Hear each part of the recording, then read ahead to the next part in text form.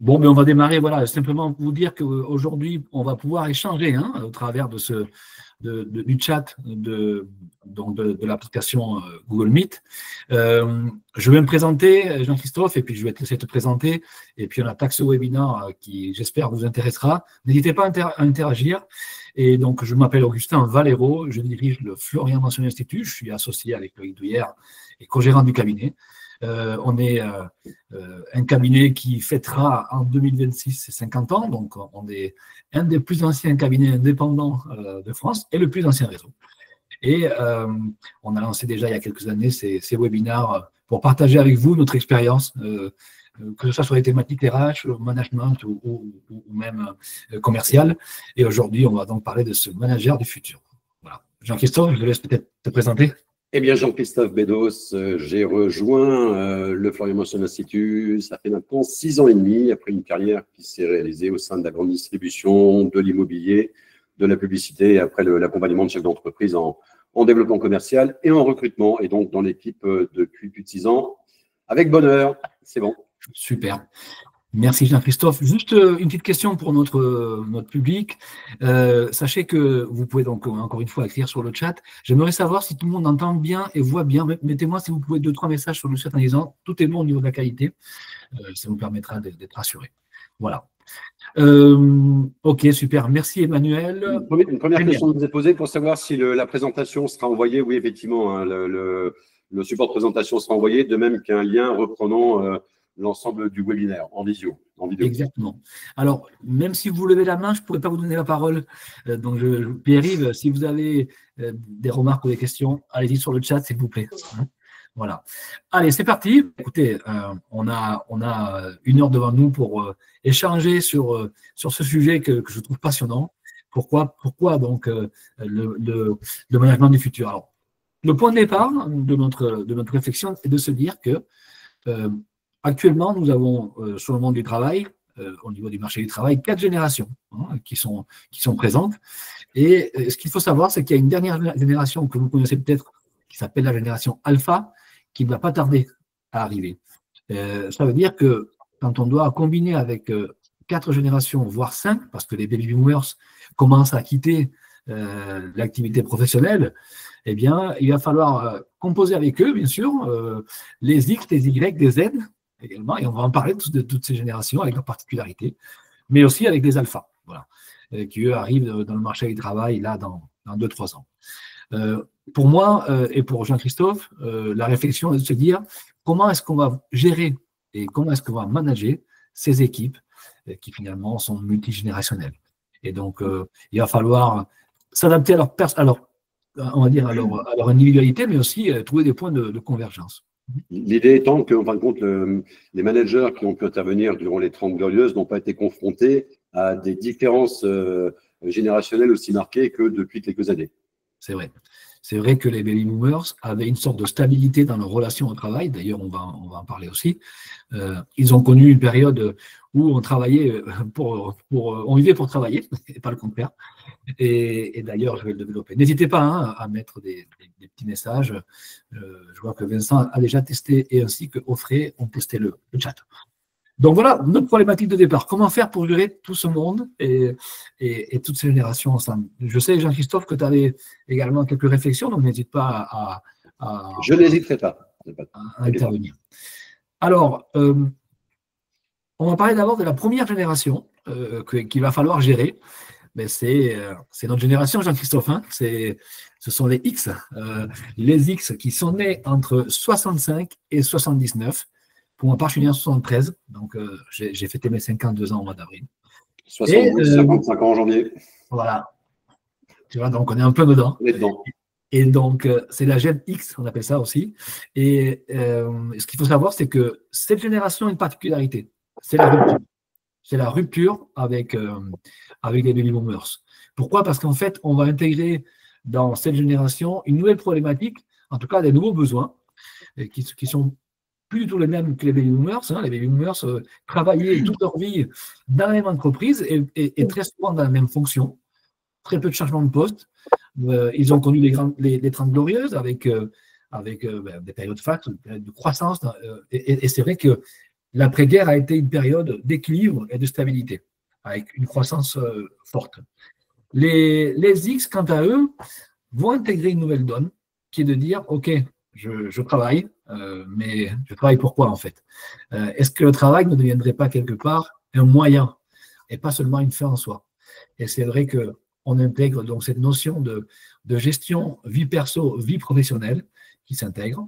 Et également aussi, ce qu'il faut savoir, c'est que cette génération, une particularité, c'est que par rapport à la rupture, c'est qu'elle va changer d'entreprise régulièrement. Elle peut, sur la même fonction, changer régulièrement d'entreprise.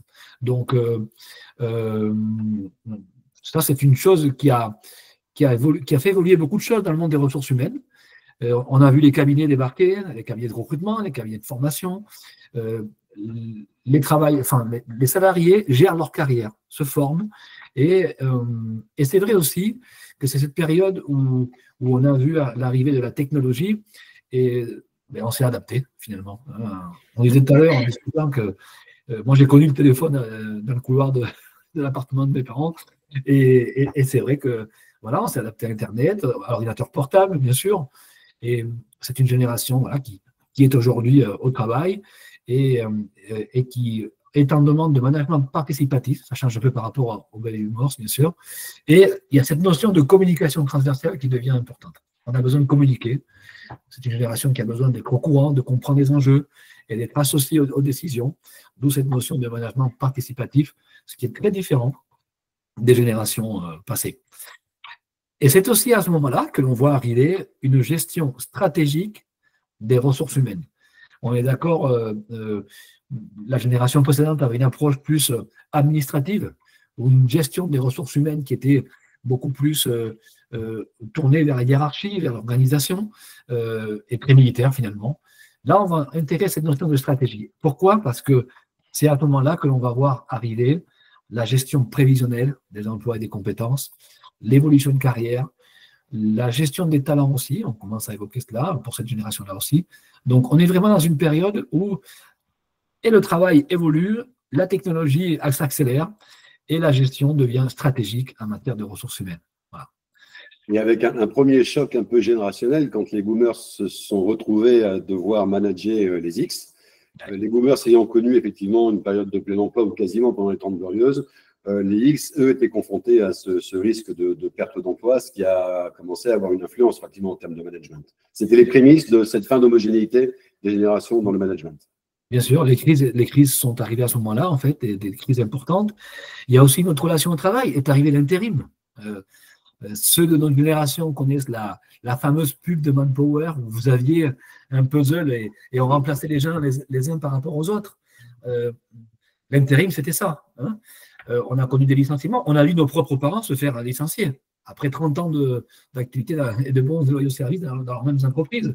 Donc oui, il y a vraiment une rupture forte, tant dans la relation au travail, tant dans la relation personnelle aussi, puisque c'est là qu'on intègre les 35 heures. Nous avons connu cette période-là, quand on avait 30 ans, on a connu les 35 heures. On est également aussi face à une génération qui va devoir composer avec les suivantes. Hein. Ce sont les managers d'aujourd'hui, quelque part. Et c'est cette génération qui va devoir, en tout cas, intégrer les générations qui arrivent juste derrière. Si vous avez des remarques, merci de le faire, n'hésitez pas. Pour l'instant, pas de questions, Augustin. Bon, super.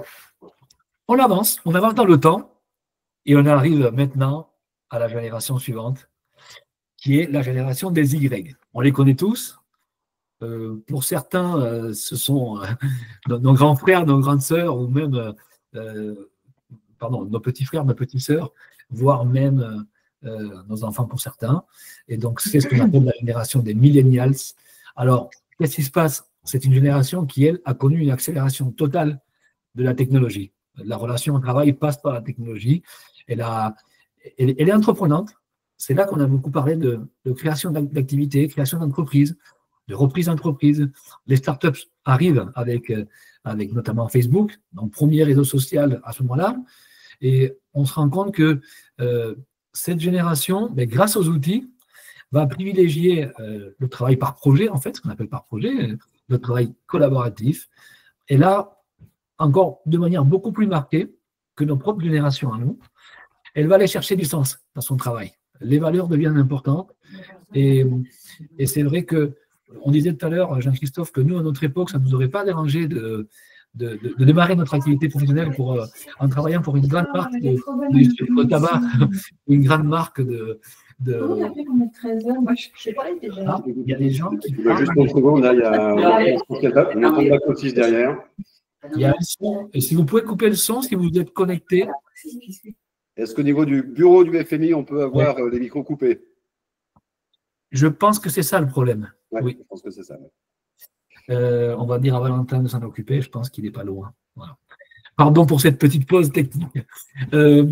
Donc, en fait, c'est là qu'on va parler de gestion de carrière aussi. Donc, on gère sa propre carrière. Et je vous disais tout à l'heure, oui, qu'en effet, cette génération par rapport à la précédente accorde beaucoup de valeur à l'entreprise où elle va travailler. Nous, on aurait pu travailler pour une grande marque de whisky sans se poser de questions ou un distributeur de tabac en trouvant ça fun et sympa. Aujourd'hui, ces générations-là se posent la question à plusieurs reprises.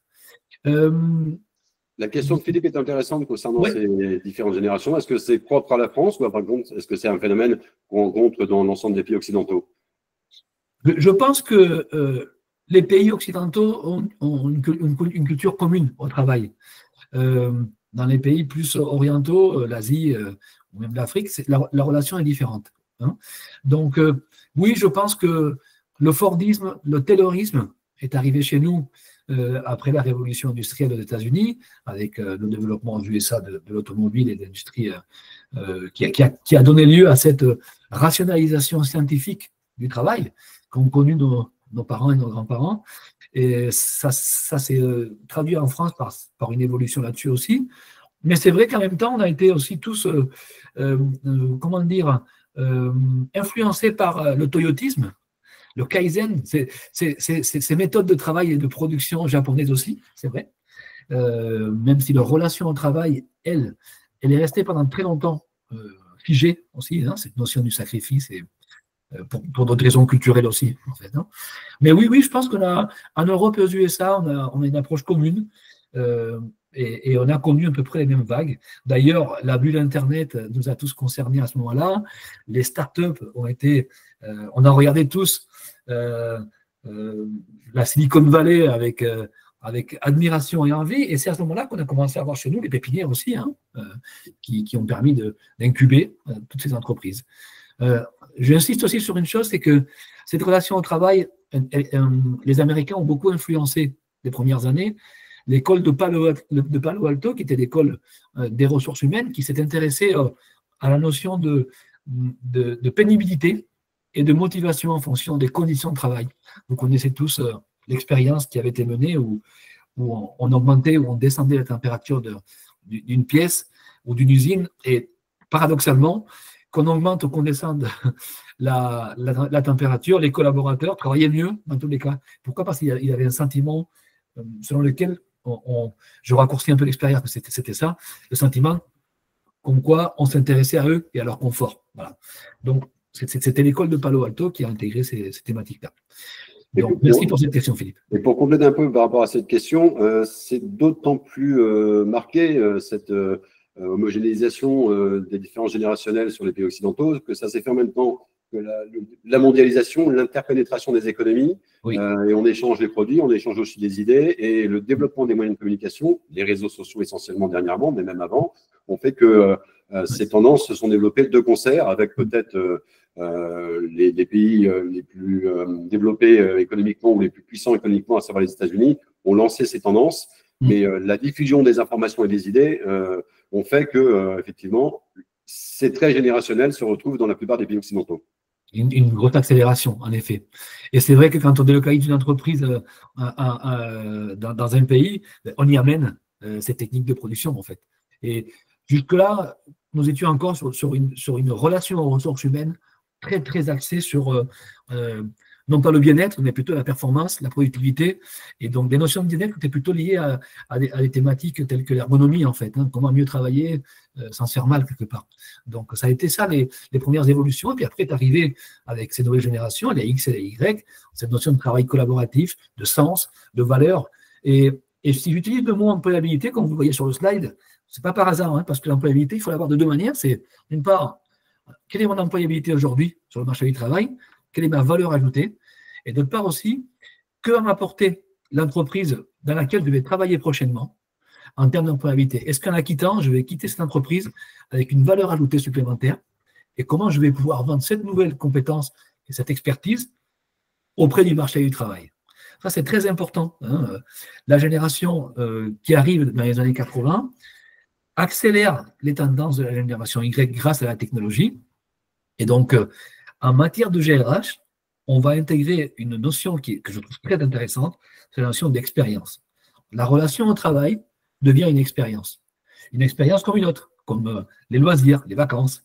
On est vraiment dans un sujet où on commence à voir les avis, on commence à voir notre relation au travail avec un prisme un petit peu différent. Et donc, qu'est-ce qu'on cherche? À s'épanouir, hein, à avoir un travail qui nous épanouit, mais aussi le manager, à ce moment-là, hein, celui qui manageait entre les années 80 et 90, amener cette notion de productivité avec un épanouissement derrière. Donc, c'est cette génération qui l'a demandé, en fait. Voilà. Et cette notion d'expérience, elle est liée justement à cette évolution de la relation au travail. Le travail qui était donc une fin pendant très longtemps et qui devient petit à petit un moyen pour pouvoir passer à autre chose. Et c'est là où la notion d'expérience liée au travail apparaît aussi. Et c'est très important parce qu'elle va se déverser et s'accélérer avec les générations que l'on va voir après. Ce qu'il faut savoir, c'est que tout est expérience aujourd'hui. Quelle est mon expérience avec mon manager? Quelle est mon expérience dans mon entreprise? Quelle est mon expérience dans la vie? Et vous allez voir que cette notion d'expérience, on considère finalement que les vacances, c'est une expérience. Voilà, la question, est-ce que tu te sens bien dans tes baskets quand tu vas bosser? Elle est essentielle à ce moment-là. Je pense que les baby boomers ne se posaient pas la question. Ils mettaient la veste, le chapeau, la voiture, ils allaient au boulot du lundi au vendredi, et il n'y avait pas en tout cas, il y avait une notion à la relation au travail qui était purement le travail, on y vivait pour travailler et non pas le contraire. Ce serait bien que je vais juste. Je m'en occupe. Passe un petit coup de fil à Nathalie en direct. Merci. Voilà, excusez-moi, on a l'équipe qui enregistre notre webinaire pour que vous puissiez avoir derrière le replay. Et donc, désolé pour ces parasites. Alors, on va continuer notre exposé en parlant maintenant des jeunes Z, hein, la génération Z. Vous la connaissez, la photo, je crois qu'elle est vraiment parlante. Ce sont les jeunes qui sont nés avec un téléphone portable à la main. On parlait tout à l'heure avec notre alternant Valentin qui nous écoute. Il est né avec un téléphone portable à la main. Et donc, c'est une génération qui est très intéressante parce qu'elle est très, très agile au niveau de tout ce qui va être numérique. Et c'est une génération qui va avoir de nouvelles problématiques dans sa relation au travail, tout simplement parce qu'elle commence à avoir une conscience sociale, une conscience environnementale. On en parle beaucoup dans les médias, on en parle dans les réseaux sociaux.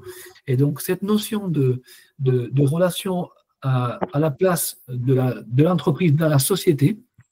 Oui, alors il y a Sylvain qui a une très bonne remarque. Ce sont les parents qui mettent le téléphone à la main. Oui, nous sommes d'accord. Exactement. C'est bien ça. Je suis désolé pour les parasites et je pense qu'ils ne nous ont toujours pas entendus. Bon. Oui, ce sont les parents, c'est une question d'éducation. Et on pourrait en faire peut-être même un super webinaire. Tu as pu les avoir, Jean-Christophe, c'est bon? Non, mais il y a aussi un autre micro qui n'est pas coupé, que je viens de couper. Peut-être que ça va arranger. Je pense qu'ils ont dû couper les micros au bureau. J'ai repéré une personne qui avait son micro actif. Je viens de le couper, ça devrait être bon. Ok, merci. Alors, on disait tout à l'heure que ces gamins qui sont nés entre 1995 et 2009, c'est les parents en fait. Hein. Oui, Jennifer, si, on peut couper, mais il y a un paramétrage qui a dû sauter. Donc, merci pour la remarque. Oui, donc en fait, cette génération, elle est née avec le téléphone. Bien sûr, l'éducation fait qu'il faut leur donner le plus tard possible, bien sûr. Et donc, c'est une génération qui arrive dans le monde du travail avec une recherche d'expérience accrue, c'est-à-dire ils veulent être stimulés, ça c'est clair. Également aussi, elle est très ouverte à l'innovation et peut-être même friandes et gourmandes d'innovation. C'est très important de le savoir parce que c'est ces générations qui vont accorder plus d'importance à ces outils-là dans l'entreprise qu'à d'autres moyens de motivation. Et on va introduire cette notion de mentorat. Je ne sais pas si vous connaissez la notion de mentorat. C'est une relation management où on va accompagner l'autre. Elle a besoin d'être accompagnée. Elle a besoin qu'on lui enseigne et elle a besoin d'acquérir des compétences, mais par de l'accompagnement. Il y a une remarque, je crois, de la part de Philippe.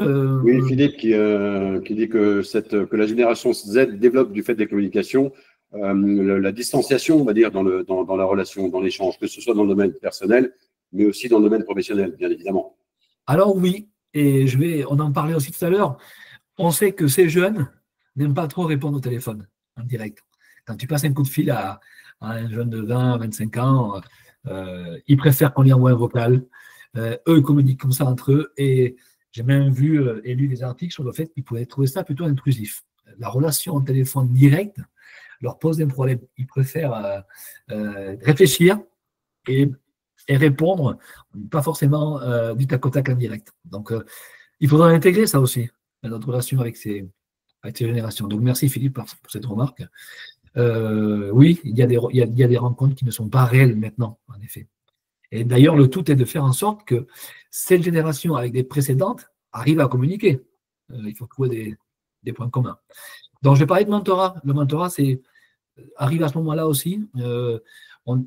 Ils sont à la recherche d'être guidés, d'être accompagnés. Et là, par contre, cette génération, les aspirations personnelles, qui d'ailleurs ne sont pas les mêmes que les précédentes, deviennent presque aussi importantes, voire plus que les aspirations professionnelles. Oui, le mentorat a commencé il y a 20 ans aux États-Unis, c'est vrai, exactement, Dominique. Et ça montre un peu de quelle manière ils ont pris de l'avance depuis très longtemps sur le management. Alors, est-ce que cette génération arrive à gérer vie perso et vie pro? Ben justement, enfin, on gère la vie pro par rapport à la vie perso et non plus comme ce qu'on faisait avant, à savoir gérer la vie perso par rapport au pro. Donc oui. En fait, le problème, c'est les notifications sur le téléphone. Quand vous avez des notifications qui sautent en permanence, quand vous êtes connecté avec votre téléphone aussi à votre montre, voilà, donc oui, c'est une génération qu'il va falloir respecter aussi, parce que comme elle est ultra connectée, elle peut être accessible rapidement. Donc cette vie perso et cette vie pro, ben, il va falloir la respecter et mettre en place des techniques de communication adaptées. Le droit à la déconnexion à partir d'une certaine heure fait partie des règles du jeu de beaucoup d'entreprises aujourd'hui. Je suis tout à fait d'accord. Les outils personnels sont intégrés dans la vie professionnelle. Et oui, les réseaux sociaux, WhatsApp, les groupes WhatsApp qu'on connaît tous au niveau perso, au niveau pro.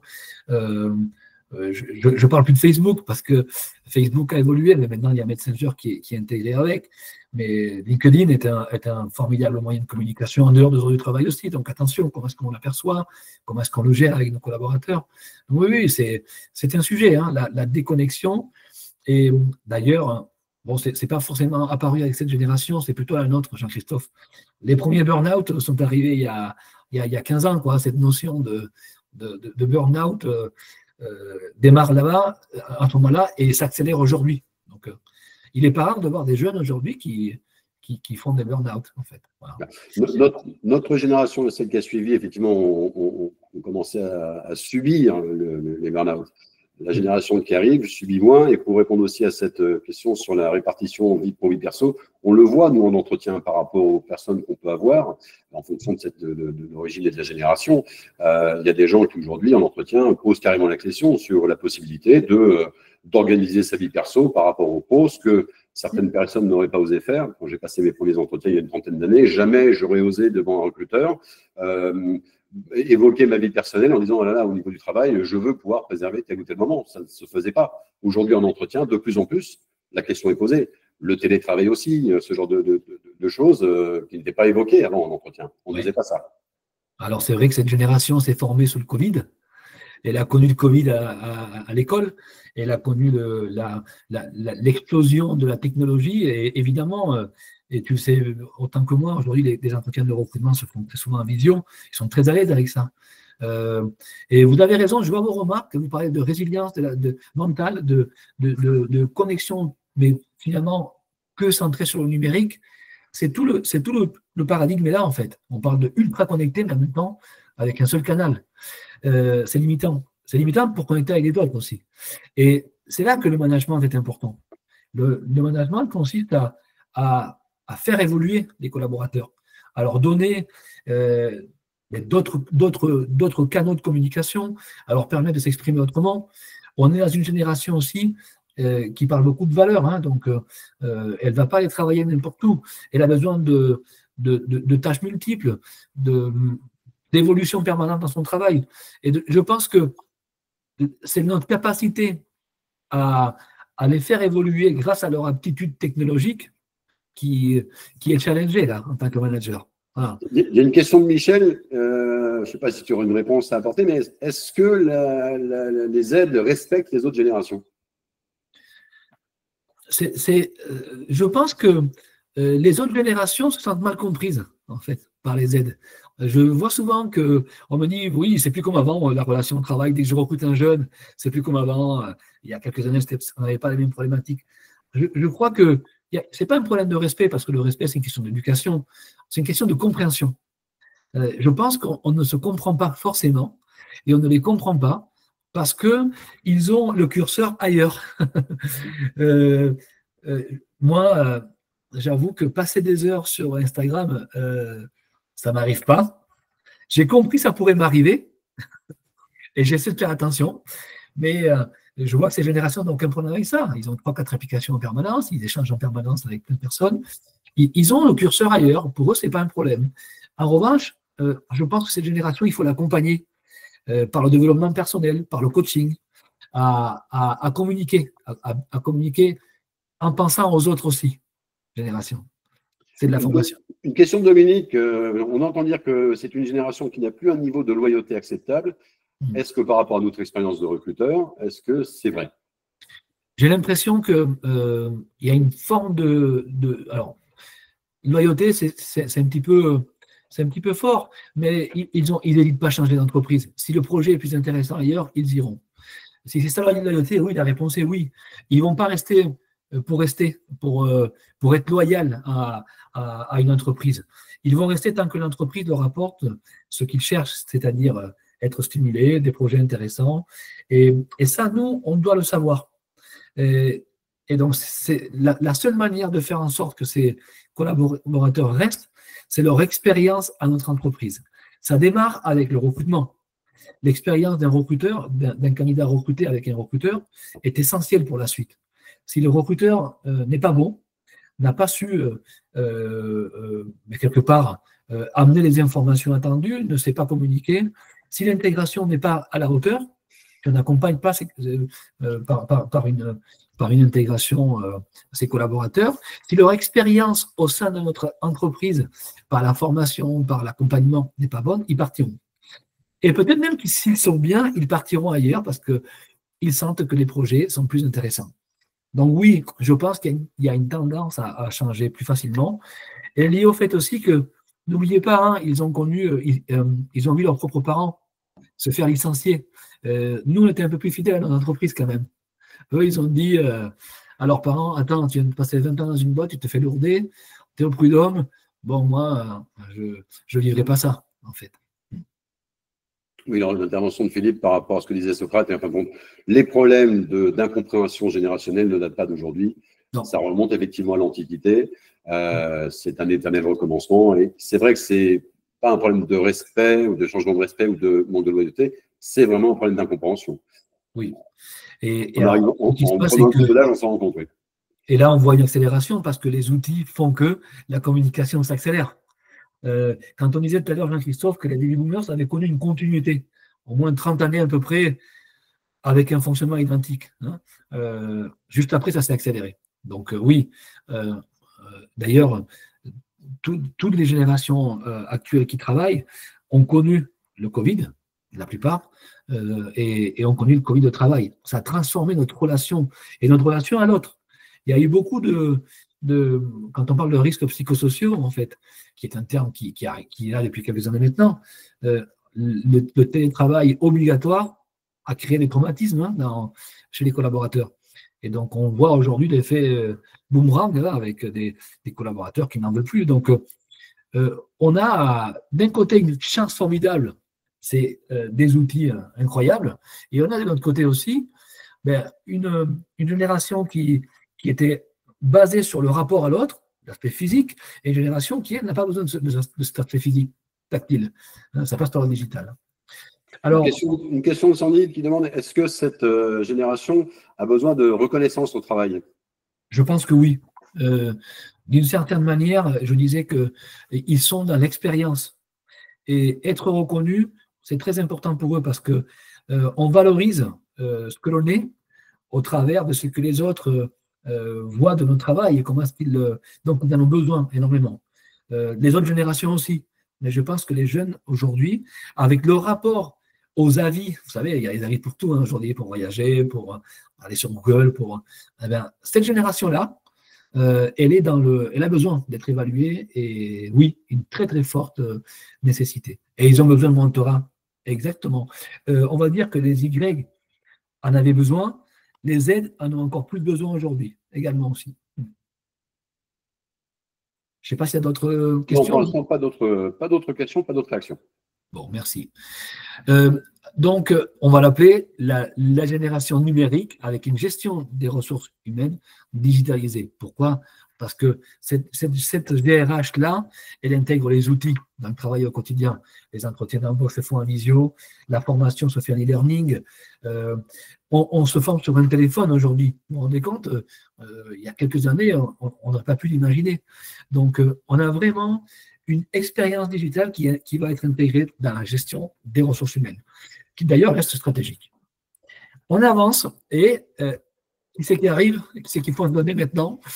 C'est nos jeunes qui dans deux ans, dans même 3 ans peut-être, même pas 3 ans, vont arriver sur le marché du travail. C'est la génération alpha. Alors celle-là, elle est intéressante et il va falloir qu'on intègre cela parce qu'elle n'a pas connu la transition numérique.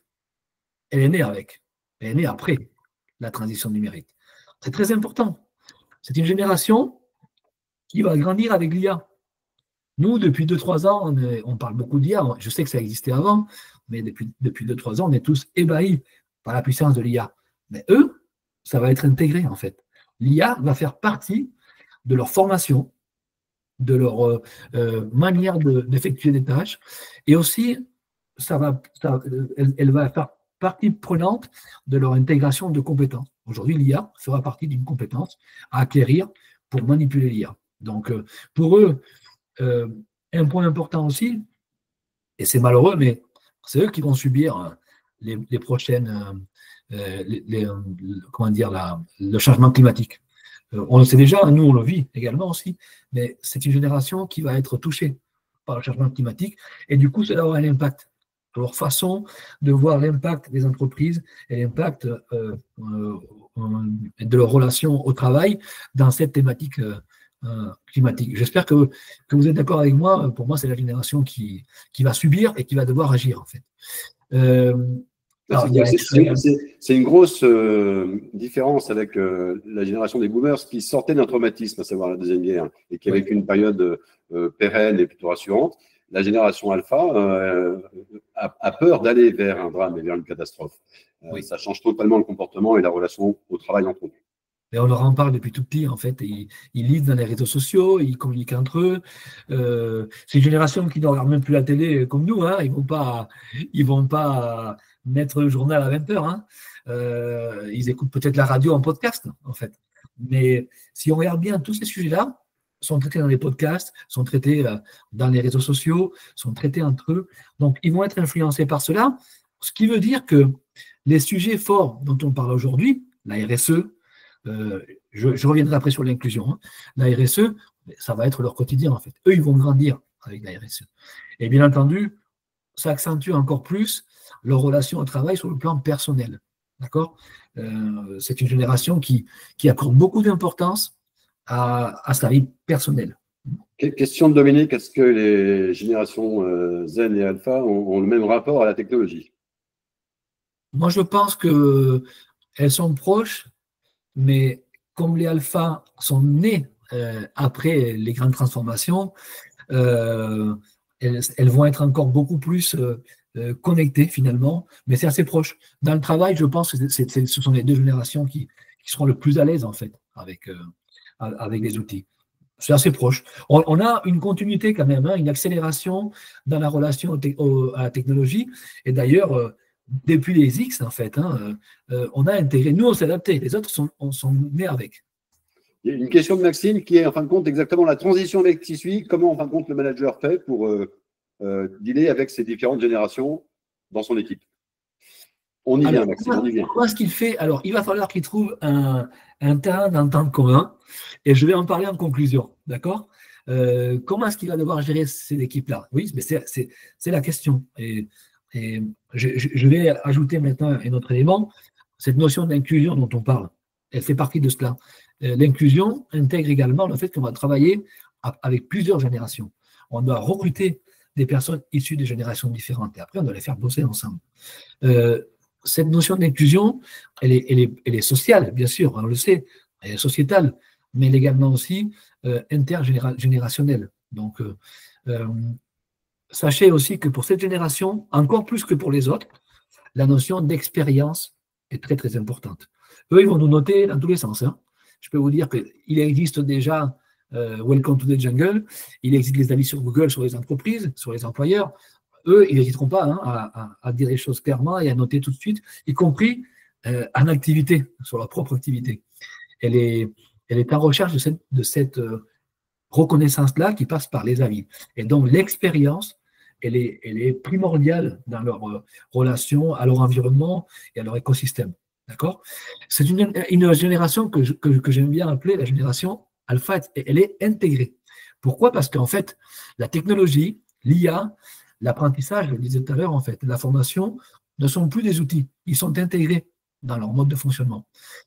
Aujourd'hui, ce sont des personnes qui vont développer leurs compétences en maîtrisant la technologie à un point que les autres générations n'ont pas pu le faire jusque-là.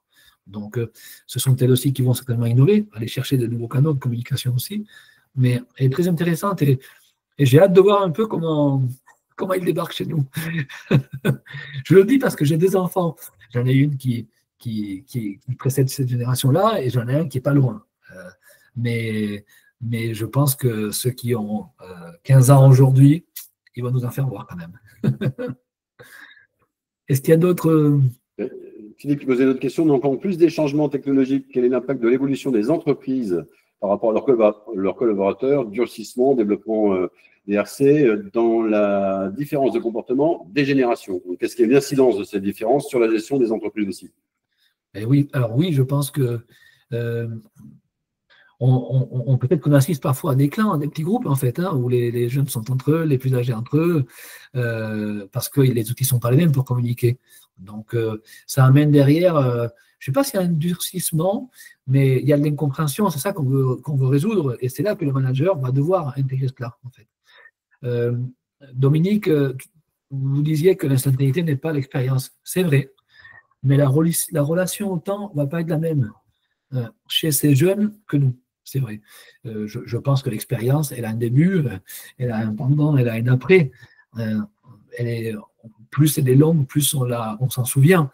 Mais quand même, cette relation au temps, elle est peut-être plus courte dans ces générations-là, ce qui fait que ça va impacter leur façon de travailler aussi. Peut-être qu'on a intérêt à parler de multitâches encore plus. Voilà, donc manque de profondeur et de nuance. Il faudra préciser. C'est par rapport à la génération, c'est ça, Dominique? Par rapport aux alphas, oui, je pense. Ouais, je pense qu'il va y avoir une éducation et une formation à faire pour ces générations-là. Peut-être que oui, le manque de nuance, moi je le vois aussi. Après, c'est aussi une question de prise, mais pour revenir sur Socrate, mais est-ce que c'est un manque de profondeur et de nuance, ou est-ce que c'est simplement une profondeur et une façon de nuancer les choses qui diffèrent des nôtres, et que de ce fait, on a cette incompréhension qui revient? Je pense que c'est ça. Leurs repères ne sont pas les mêmes. Pour eux, ouais, non, ne va pas avoir le même sens que pour nous, en fait. Ils ont leurs codes verbaux, ça on le sait. Ils se sont développés avec des outils qui vont se prolonger dans leur vie professionnelle, ce qui n'était pas forcément notre cas au départ. Hein. Nous, on s'est adapté. Oui, mais je pense que le gros challenge, ça va être trouver les terrains d'entente qui vont permettre que ces nuances, on va pouvoir les partager. Il y a une remarque d'Isabelle qui est aussi très intéressante, qui dit en fin de compte, quand on réfléchit bien, ce n'est pas au système, c'est pas aux organisations, au monde du travail de s'adapter à ces générations. En fin de compte, c'est à ces générations de s'adapter. Dans l'absolu, on pourrait penser que oui, si c'était que justement dans leur démarche, dans leur façon d'approcher les choses, c'est des générations qui n'ont pas forcément envie de s'adapter, qui n'ont pas à nouveau envie que le travail soit une fin. Et de ce fait, si les sociétés ne s'adaptent pas, les entreprises ne s'adaptent pas, ça donne quoi? Ça donne, nous, en tant que recruteurs, des postes qu'on peut avoir du mal à pourvoir parce que l'ADN d'une structure ne correspond pas à ce que cherchent les gens. Donc, si les entreprises ne s'adaptent pas, elles sont mal barrées. Je suis tout à fait d'accord. On doit le prendre en main. Sandy disait, c'est une génération qui a besoin ne peut pas supporter la monotonie. Oui, c'est vrai, c'est clair. C'est une génération qui saute d'un réseau à l'autre en permanence, qui est capable d'assimiler beaucoup d'informations. Oui, elle a besoin de cela. Alors, j'ai une question, je crois, de Frédéric aussi. Il parle du lien que de il confirme, mais voilà, bienvenue au club. Tu as un fils aussi qui… Oui, on est d'accord. Est-ce que les différentes générations ont des rapports différents à l'argent, et entre autres à la rémunération, si on prend le cadre des recrutements? Alors moi, je pense que les générations nouvelles ne sont pas si… comment dire… il y a une importance dans la relation d'argent. Il y a les valeurs, il y a tout ce qu'on a évoqué tout à l'heure, mais elles ne sont pas pour autant dans le bénévolat, en fait. La notion de contribution-rétribution est importante pour eux aussi. Mais avec une chose aussi, c'est qu'on faisait référence au sens dans le travail. On a vu aussi ces dernières années de plus en plus, en fonction des générations, en entretien aussi bien toi que moi, la phrase à la fin qui consiste à dire la rémunération, c'est pas non plus une fin en soi et ça dépend de plein de choses. Je ne viens pas travailler que pour l'argent. Et c'est pas qu'une posture, c'est pas qu'un élément de langage. Souvent, ça correspond à une réalité. Il y a des gens qui vont être capables de proposer une baisse de rémunération par rapport à leur prétention, parce qu'ils estiment que les valeurs de la société qu'ils visent et le sens du travail proposé correspondent à ce qu'ils recherchent. Et certains sont capables de baisser de manière substantielle la rémunération demandée. La génération précédente, ainsi que la génération alpha, en effet, elle va avoir un rapport au travail lui permettant de faire ce qu'elle souhaite par ailleurs aussi. Hein. Donc, il faut que la rémunération me permette il me faut les valeurs, d'une part, mais j'ai peut-être aussi des envies à l'extérieur auxquelles je vais pouvoir répondre. Je pense qu'on a tous eu un rapport à la rémunération assez proche, finalement, parce qu'on a évolué vers une relation à la rémunération et au travail qui était, le travail, c'était, je vivais pour travailler, et aujourd'hui, je travaille pour vivre, en fait. Et donc, chacun, avec une nuance un petit peu différente selon génération, intègre le travail comme un moyen pour partir en vacances, s'épanouir, rencontrer des gens. N'oubliez pas que le travail, c'est un lieu de vie aussi. Hein. Et donc, c'est pour ça qu'on parlait d'expérience aussi. Hein. Donc oui, je pense que on peut accepter toutes les générations, si nos valeurs nous amènent à cela, à peut-être dire, dans ma rémunération, l'aspect financier est moindre. En revanche, je veux peut-être des tâches plus gratifiantes, un aménagement du temps de travail, une flexibilité. Là, par contre, je vais mettre ça dans la balance aussi. Il y a une remarque de Jennifer qui rebondit sur ce que tu disais tout à l'heure en disant, voilà, telle génération a vu ses parents avoir la peur du chômage. Elle dit, en fin de compte, aujourd'hui, ils savent ce qu'ils veulent, ils savent surtout ce qu'ils ne veulent plus. Effectivement, donc de ce fait, il y a un rapport au travail et à la recherche d'emploi et de recrutement, entre autres, qui change totalement. C'est tout à fait ça. Et aussi, l'argent est beaucoup moins tabou actuellement, comme nous fait remarquer Dominique, qu'il y a une trentaine d'années. C'est vrai qu'aujourd'hui, dans les recrutements, les questions sont plus directes sur la rémunération, beaucoup plus qu'elles ne l'étaient il y a 15-20 ans. Bien sûr. Et puis, c'est des générations qui sont des générations exposées à la consommation. N'oubliez pas, hein, sont arrivés tous ces réseaux, enfin, en tout cas, tous ces sites internet d'achat-vente en ligne. Donc, ils ont des besoins, ils consomment. Il ne faut pas croire. Hein, les sites marchands explosent depuis des années grâce aussi à ces générations-là qui sont connectées en permanence avec leur boutique, en fait. Et donc, il y a d'autres effets par ailleurs aussi, bien sûr. Mais je pense quand même que c'est une génération, on disait, hein, alpha, qui va connaître le changement climatique.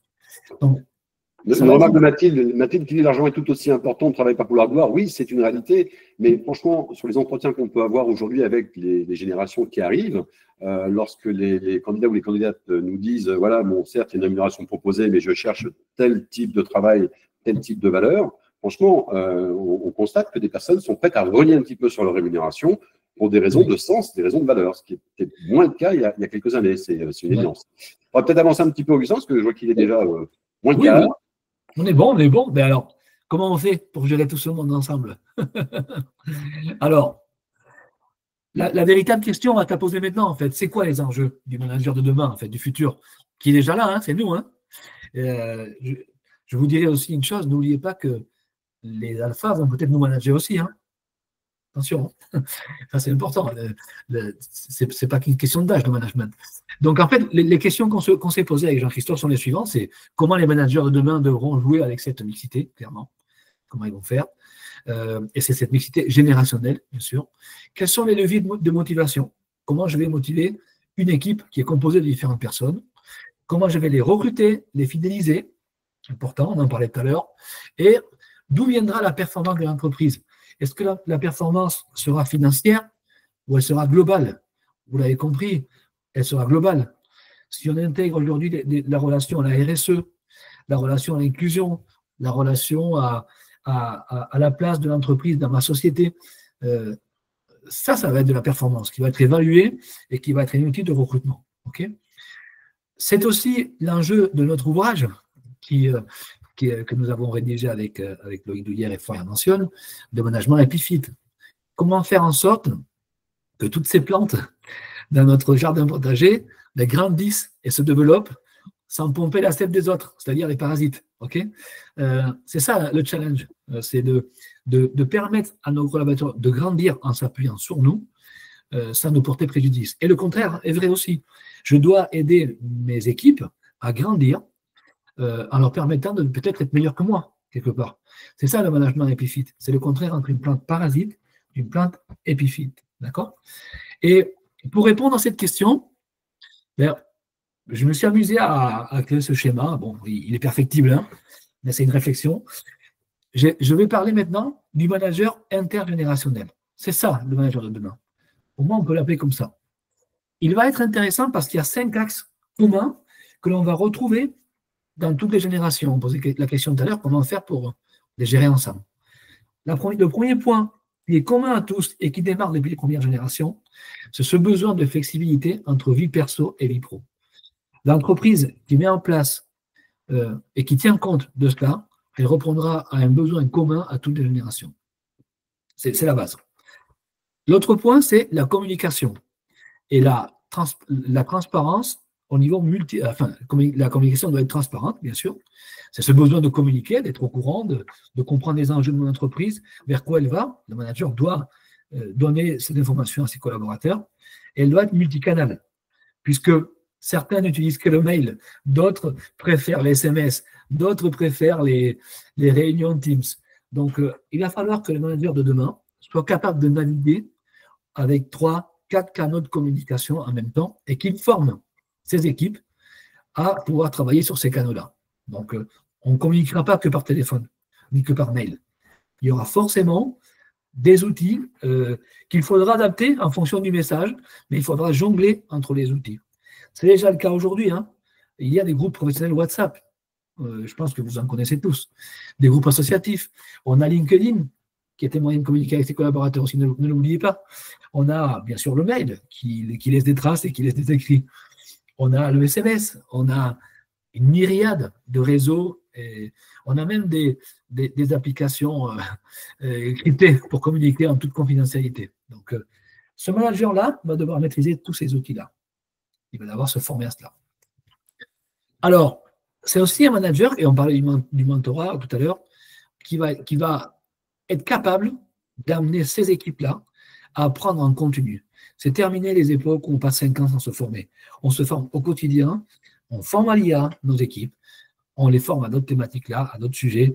Les applications changent en permanence, les logiciels changent, la façon de travailler change et évolue.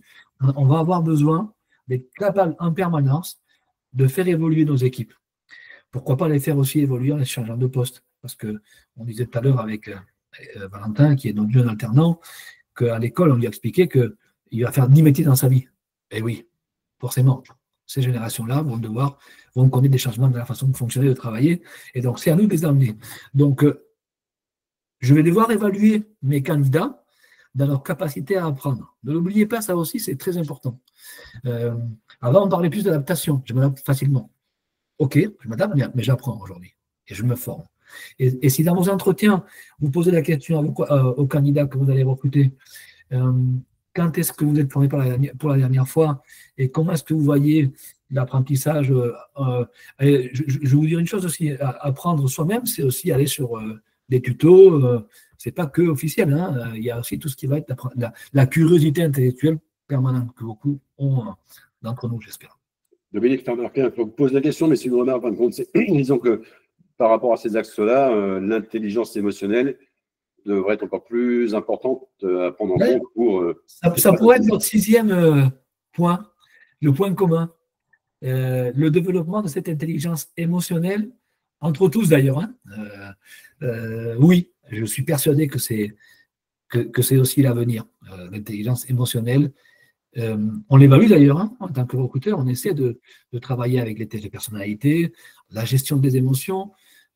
Quand on parle aujourd'hui de développement personnel, tous ces métiers, le coaching, enfin, tout ce qui va aider les autres à s'améliorer, et y compris sur le plan émotionnel.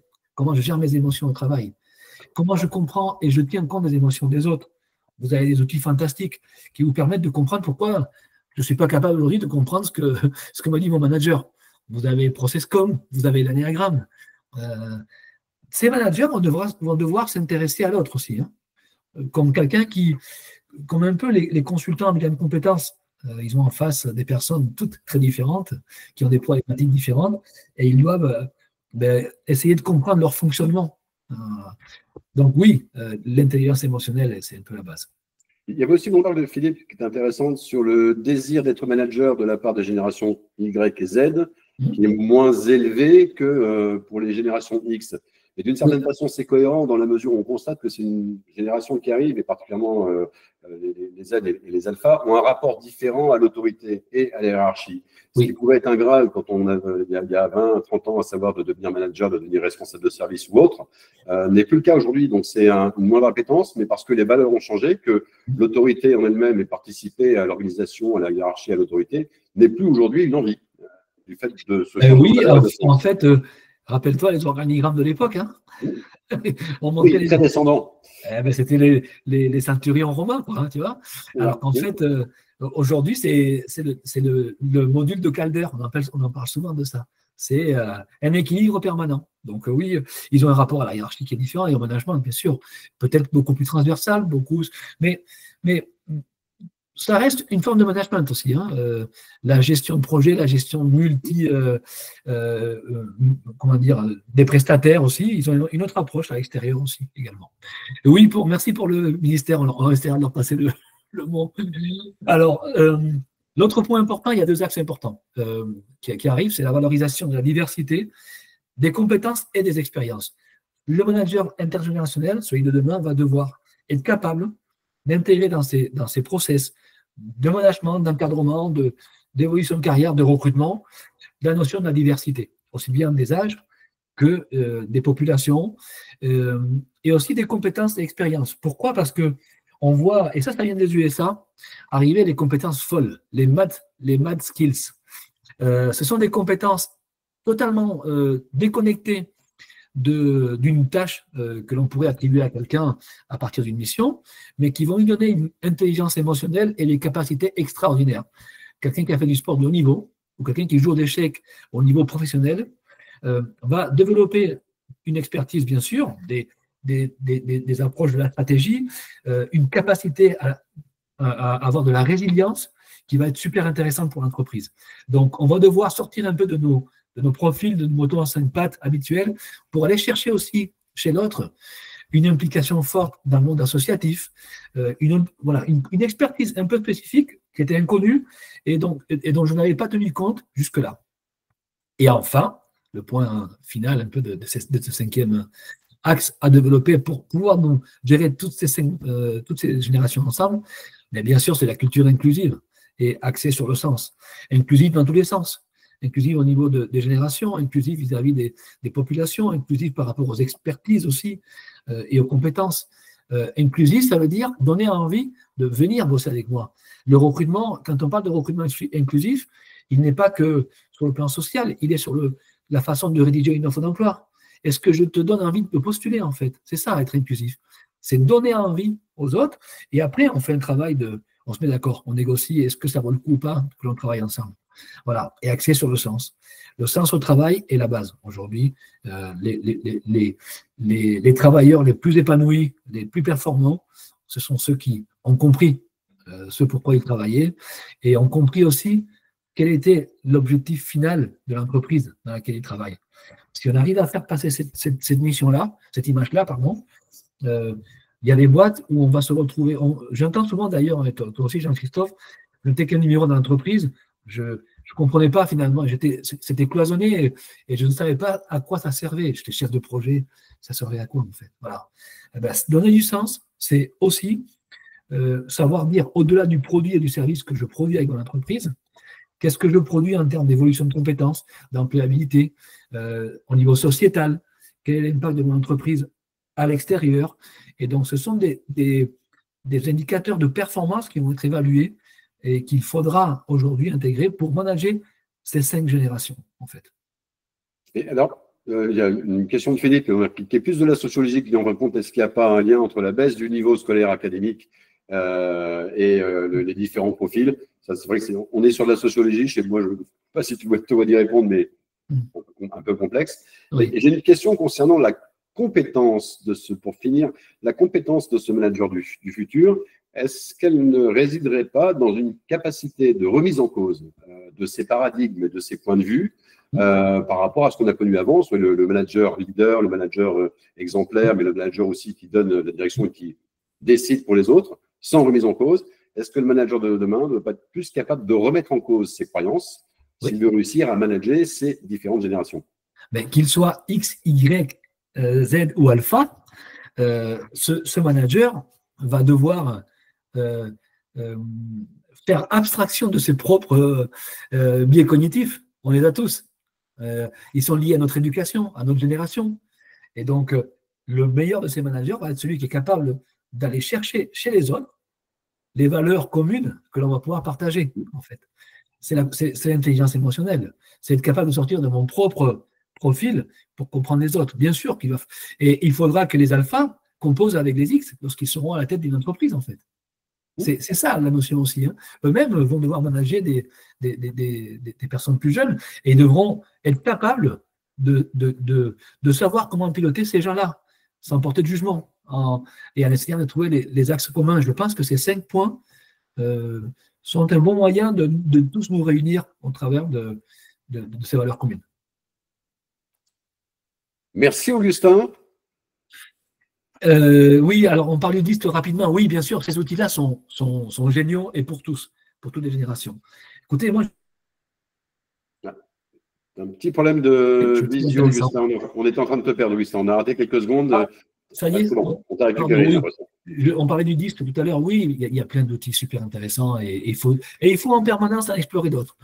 Merci à tous parce que j'ai bien aimé ce sujet. J'ai bien aimé bosser dessus avec toi, Jean-Christophe, et échanger avec vous.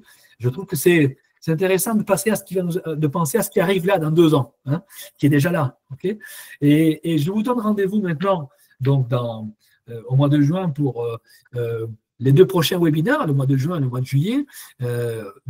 Comment performer et les faire performer, les managers.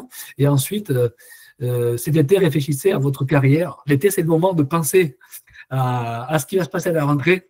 C'est peut-être l'occasion de se pencher là-dessus. Je vous remercie encore une fois. Vous allez tous recevoir le replay. Hein. Et donc, rendez-vous sur les réseaux sociaux. N'hésitez pas à venir nous voir virtuellement. Et puis, rendez-vous physiquement dans les réseaux physiques, parce que souvent, on se croise dans les réseaux économiques locaux. Merci Merci à toutes et à tous et merci encore à toi, Augustin. J'étais ravi de partager cette scène avec toi. Écoutez, super. Merci Jean-Christophe. J'adore coordonner avec toi également aussi. Ton CV est dans la présentation que l'on partagera et ma présentation aussi. Donc, à très bientôt et bravo pour cet échange commun. Bonne fin de journée à tous. Au revoir.